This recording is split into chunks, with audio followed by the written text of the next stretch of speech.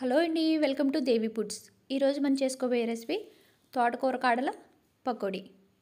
తోటకూర కాడల పకోడీ చేసుకోవడం కోసం తోటకూర తీసుకుని ఆకులు మొత్తం తీసేసి ఇలా కాడలు శుభ్రంగా కడిగి చిన్న చిన్న పీసుల్లా కట్ చేసుకోవాలి.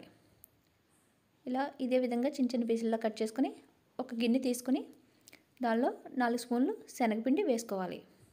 శనగపిండి వేసుకుని రుచికి సరిపడా సాల్ట్ కూడా యాడ్ చేసుకోవాలి. ఒక హాఫ్ స్పూన్ కారం కూడా యాడ్ చేసుకోవాలి.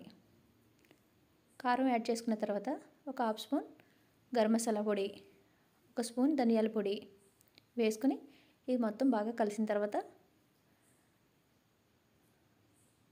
ముందుగా కట్ చేసి పెట్టుకున్న తోటకూర ముక్కలు కూడా ఇందులో వేసేసుకోవాలి.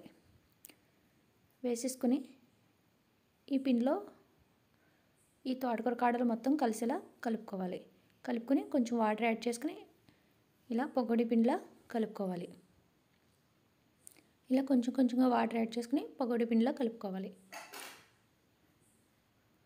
ఇలా మొత్తం కలిపి డీప్ ఫ్రై సరిపడా ఆయిల్ పెట్టుకుని ఆయిల్ వేడెక్కిన తర్వాత కలిపి పెట్టుకున్న ఈ తోటకూర కాడల్ని ఈ ఆయిల్లో పకోడీలా వేసుకోవాలి. ఇలా మొత్తం వేసుకుని